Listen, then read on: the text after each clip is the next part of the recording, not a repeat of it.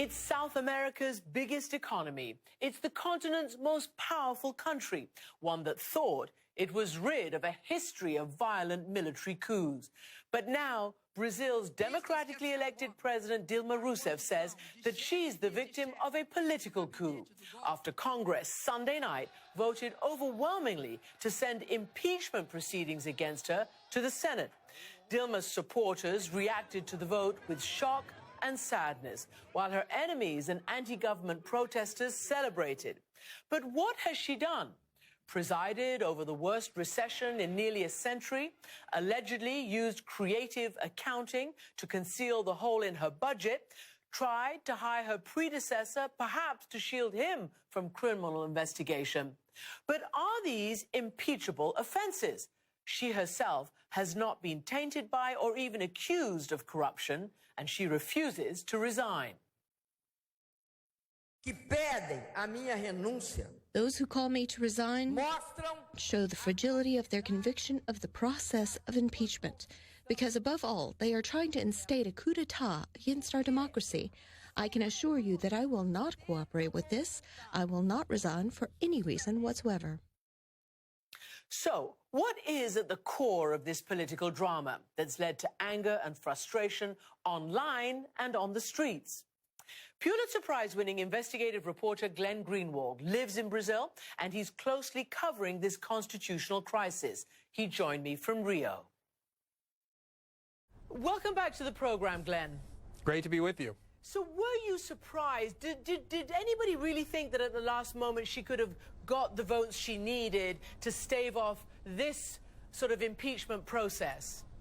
I don't think the outcome was particularly surprising. I think that the margin was fairly surprising, although Brazilian politics, like in a lot of other countries, is about momentum and power. And once there was a perception that they had the votes, a lot of last-minute undecided switch to the pro-impeachment side so that they can be on the winning side. I think what did surprise people, though, was the tenor of the proceedings in the House. It was extremely raucous, very ugly. You had pro-impeachment advocates standing up and hailing the 1964 coup and the right-wing military dictatorship that followed. One prominent right-wing congressman who's expected to run for president specifically praised the chief torturer of the military regime, who, of course, tortured Dilma Rousseff, the president, before then voting to impeach her. So it kind of was a very polarized and a very ugly tenor to these proceedings that reflects this wider sentiment in Brazil that really has split the country in a very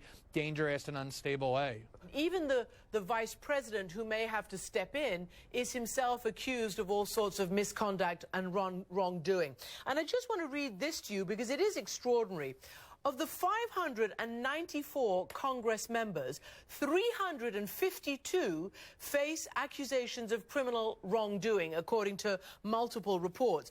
And then, of course, there are all sorts of people, including Eduardo Cunha, who's leading the impeachment process, who's accused of perjury and corruption. You've got another one, Maluf, who's on Interpol's red list for conspiracy.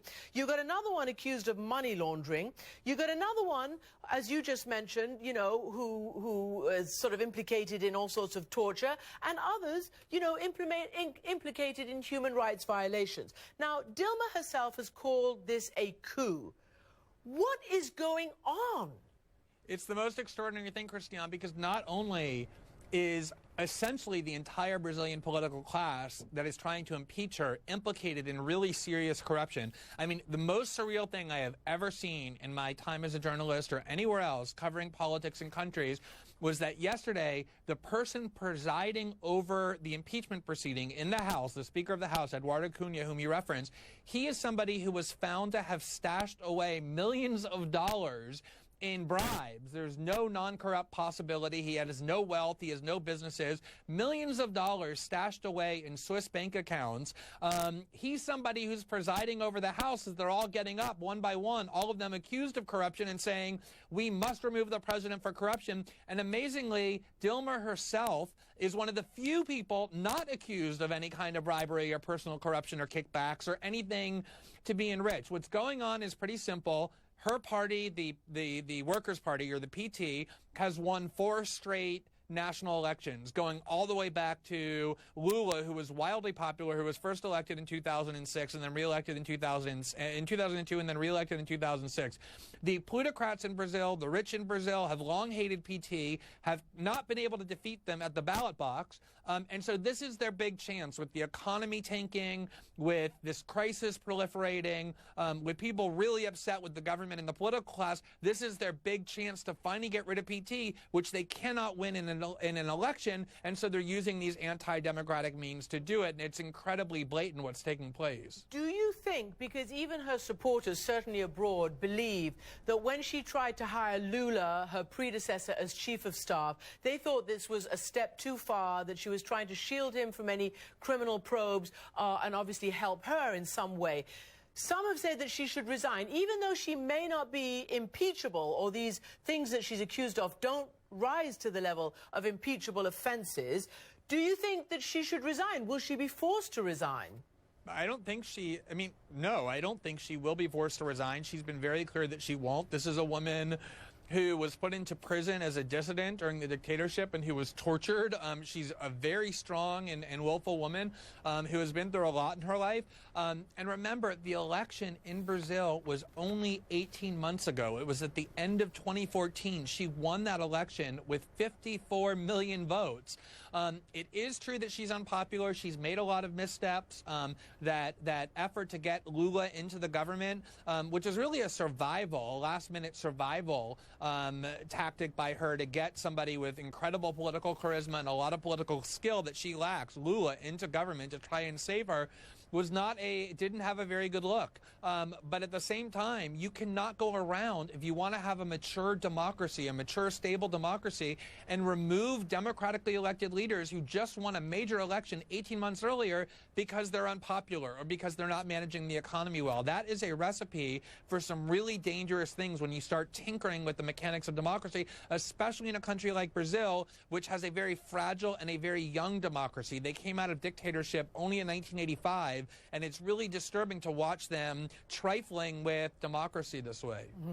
So, we've talked about how the whole system is full of political scandals and corruption. And you've also admitted that her party is sort of deeply corrupt and awash in its own sort of, criminal wrongdoings, even though she's not touched. So I wonder, what's the way out of that? But particularly in light of what this professor at the Sao Paulo University has told the New York Times about what's going on now. It's putting a very large bullet in Brazilian democracy, he says. From now on, any moment that we have a highly unpopular president, there'll be pressure to start an impeachment process.